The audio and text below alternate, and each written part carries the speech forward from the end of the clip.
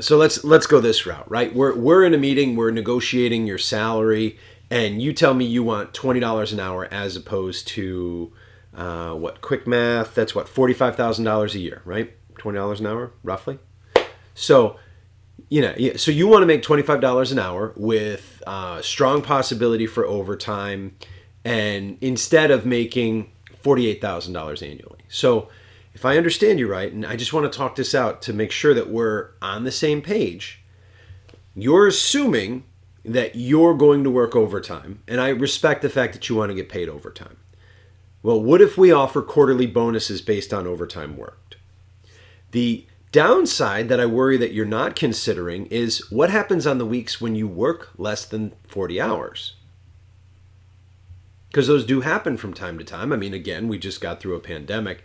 So now, do you realize that instead of making, well, let's see, do the quick math. What's $20 an hour times 40? That's $800 a week, right? So do you realize that you're going to make $800 a week? I get it, pre-tax. If you go down to 30, or what if it's even 20? Now that $800 a week goes down to $400 a week. And I understand, I respect that you want to make hourly money. I respect that you want to get paid for the overtime. But tell me, are you going to be okay all of a sudden making $400 a week? I want to take care of my team. I want to make sure that my sous chefs are taken care of.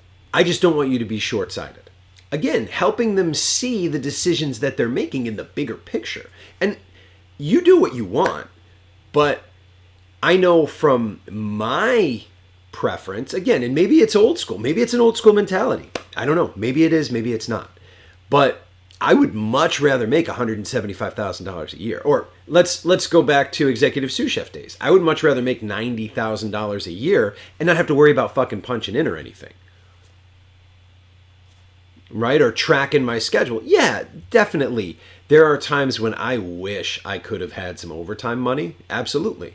So, maybe there's a simple tracking system, and then there's literal conversations about quality of life, because I think that's the deeper issue here, right? Is if people are working hourly, then they consider that they have a quality of life, right? And I'm not saying maybe it's ripe for doing some research and understanding that if a salary is more beneficial than doing an hourly pay, but is it really better? I get it. On the surface, it looks more appealing, but are they paying more in taxes? Is it better to be a non-exempt employee? Are there other things that you can offer? Because on the surface, yeah, they want to be able to tell their friends, I'm making $26 an hour. Cool. Do you know what that is annually? Right? And if you're doing the math and you're considering that you're always going to have 10 hours of overtime, yeah, that looks pretty good. What happens if you're working 32 hours a week? It's a very different salary. Here's the other side of that.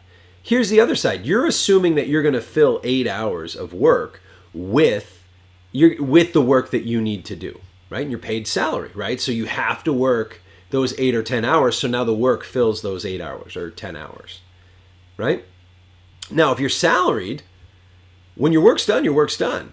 So everybody always assumes, okay, this is going to take me 15 hours to do. Well, what if you get faster and you can do it in 7?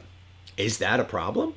If your requirement is that the work gets done and the work be clearly delegated, you could have shorter days and still make the same amount of money instead of having to stay 15 hours to get your work done, right? It goes back to that personal responsibility component of like, are we assuming worst case scenario or are we assuming best case scenario? It's unrealistic, right? People are putting unrealistic expectations on what the business is going to do for them and what they're going to do for the business.